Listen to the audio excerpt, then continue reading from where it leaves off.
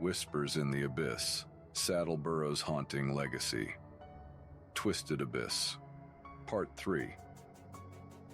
With the signs of inhabitants in the defunct state hospital, the women decided to lay in wait. Days went by of watching for any presence to enter or leave the dilapidated building. Their persistence bore fruit in the form of a night bathed in the weakest light of the moon, giving them the piece of the puzzle they sought.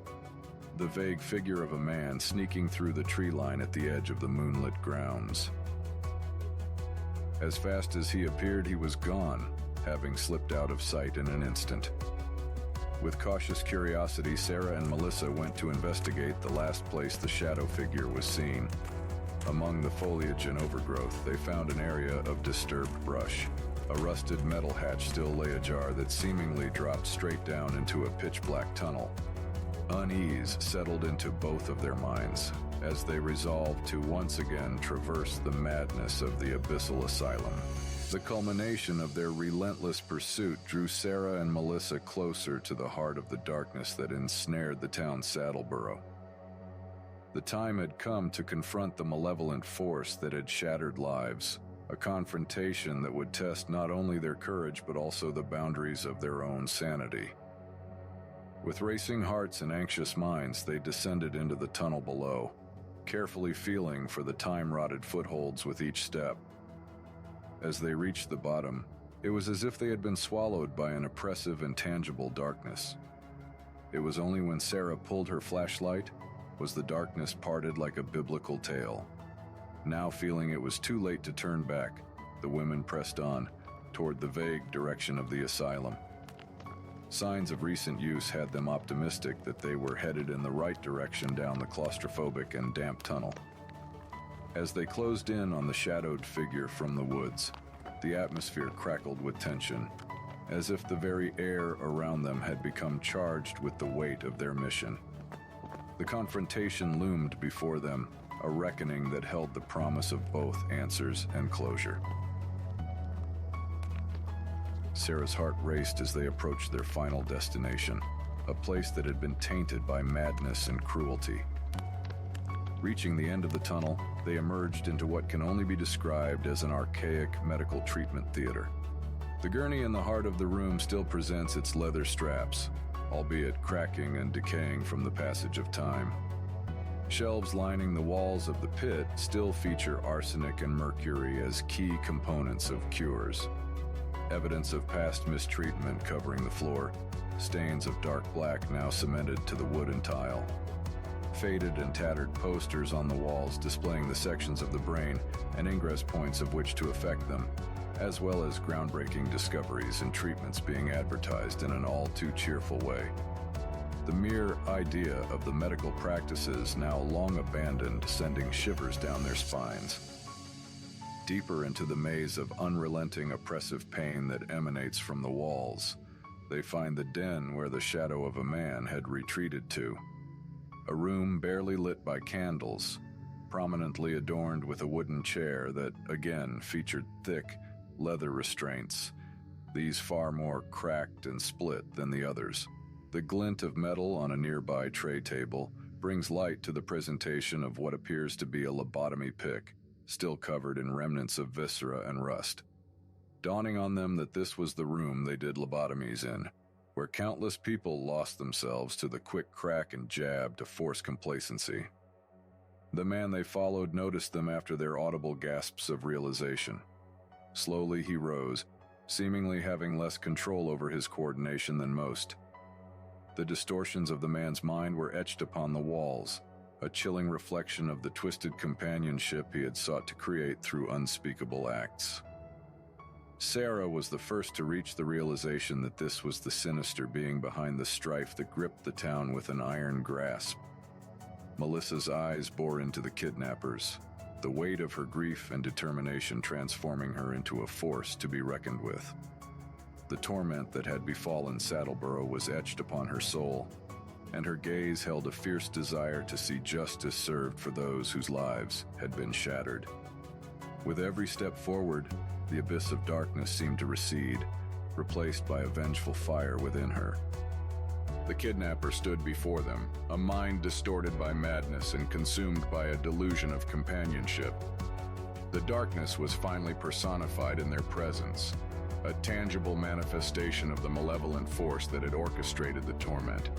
Sarah's pulse quickened, her fingers tightening around the camera that had documented their journey, ready to capture the final moments of their confrontation.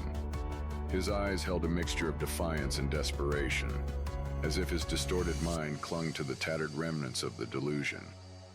Melissa's voice, though laced with the pain of her own loss, rang out with unwavering conviction. The nightmares that had plagued the town were no longer mere whispers in the dark. They had been unmasked and exposed to the vengeance of which she wished to strike fear even a fraction as severe as that of the children he took. The kidnapper's connection to the asylum and its history giving light to the monstrous nature and mythical ideation of Saddleborough's own boogeyman. Melissa, with venom in her voice, questioned him, questioning his entire motive for the damage and fear he has caused. No question having compassion, but of need for closure in her own darkened way. His reaction was to laugh, devoid of fear or even understanding of the gravity of what he had done. With the mentality of a child, he continues on to disclose his inadvertently heinous plan, to build a twisted family from the stolen children, a family that would never betray or abandon him. The revelation sent shockwaves through Sarah and Melissa, a visceral reminder of the depths of depravity that had led to the town's torment.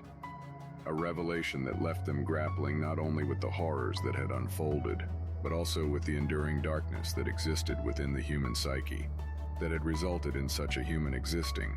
As the confrontation continued, Sarah and Melissa witnessed the abductors' grip on reality continue to falter, their justification of their actions revealing the fragile facade that had shielded their insanity in an air of innocence.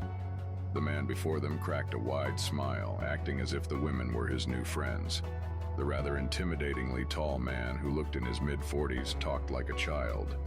His understanding of events were clearly twisted and lacking any sense of the right and wrong of what was happening. He stuttered and stumbled through, talking about himself. "My name is John Doe," he excitedly exclaimed with a real lack of focus. His eyes seemed to wander, no real object he is looking for. His eyes caught one of the trash bags near him. Almost violently, he pulled it up and held it like a prized doll in front of him. The contents inside lulled about like loose meat, a visualization neither of the women wished to have seen, but knew all too well what was inside. "This, my friend, his name is Jack. He is very smart." His enthusiasm sending chills down their spine as the realization that his mental capacity was closer to that of a 7 or 8-year-old than someone in their mid-40s. Melissa, taking some level of pity outside of her extreme hate she felt for him, attempted to prod a bit further. "What happened to Jack? Why is he in the bag?" His demeanor changed rather split-second. He looked almost forlorn. "Jack made loud noise. I made noise stop." Both women noticed the newly stiff nature of his stance, as if asking the question might end up instigating him taking his bad feelings out on them. A bit more gently, Melissa prodded further. "Why are you here, John?" With a weird rebound in his facial expression, John attempts to tell them his entire life story. Well, the nice ladies told John he was found on the steps. He had no note or name, so they gave him the name John Doe. Then the bad man did things to John when he was Jack's size. His entire being seemed to shudder a bit before he continued. "Bad man put this thing in John's eye." He pauses long enough to grab the ice pick-like implement they saw earlier. Then tappy-tap, John was happy again. Melissa and Sarah exchanged grim expressions, knowing that this asylum had been closed for over 7 years. It had been closed due to unethical treatments against the patients, one of the most egregious ones being early lobotomization experimentation.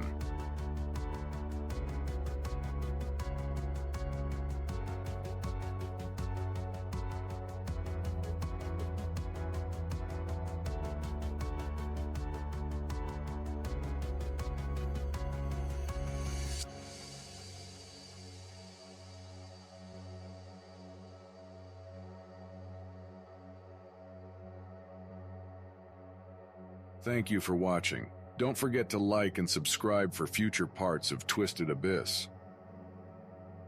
And remember, embrace the terror in the tranquility. Unveil the horror with sinister serenity.